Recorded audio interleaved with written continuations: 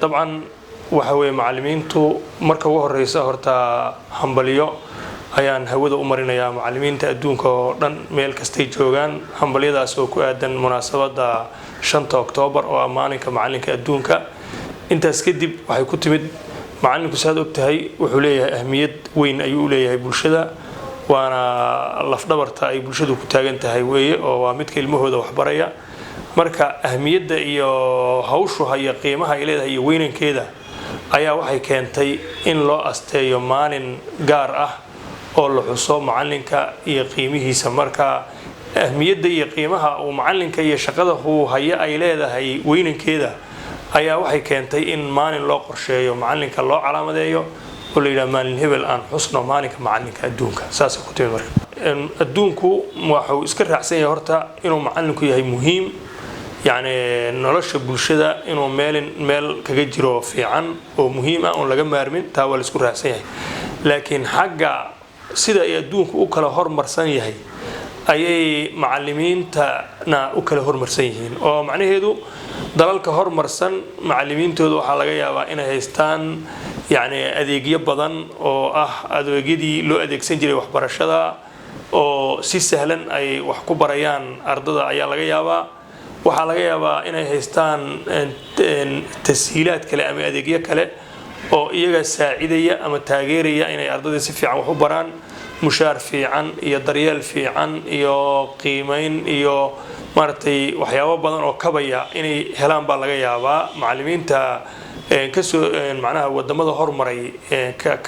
ka soo jeeda laakiin macallimiinta ka soo jeeda wadamada aan sidii la rabay dhaqaalahoodu ahayn waxa laga yaabaa inayna helin tashiilaadkii la rabay iyo adeegyadii la rabay iyo baahiyihii la rabay inayna helin saas daraadeed waa lagu kala duwan yahay xagga horumarka macallimiinta dalalka horumaray macallimiintoodu way horumarsan yihiin dalalka waxoogaa gadaal jirana macallimiintoodu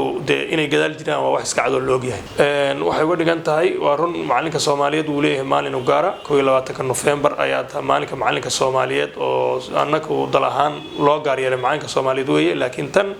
waxay ka dhigan tahay waa munaasabad weyn marka macallinka Soomaaliyeed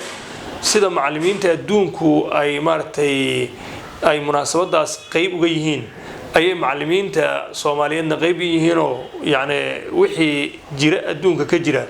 ayay macallimiinta Soomaaliyeedna qayb ka yihiin marka way la wadaagaan bay ka dhigan tahay fariin aad u qiimo badan weeye marka ugu horeysa macallimiinta Soomaaliyeed hambaliyo ayaan macallimiinta adduunka oo dhan waan u hambaliyeenayaa gaar ahaan macallimiinta Soomaaliyeed ayaan u hambaliyeenayaa fariinta ku aadan maalinka hawada marinayana waxa weeye bulshooyinka Soomaaliyeed iyo bulshooyinka adduunka waxaan leeyahay macallinka meel kastuu jiro waa in la qadariyo waa in la ixtiraamo waa in lala shaqeeyo waa in hawshaas weyn ee culus ee ummadda u hayo oo waxbaridda dhallaanka ah in garab lagu siiyo oo lagu dhiirigeliyo oo hadday ahaato xag maado oo mushaarkiya iyo xag macnawi oo support niyadaaba in wax walba la siiyo oo macallinka garab wanaagsan la siiyo ayaan soo jeedinayaa bulshada Soomaaliyeed dawladda Soomaaliyeed dadka Soomaaliyeedba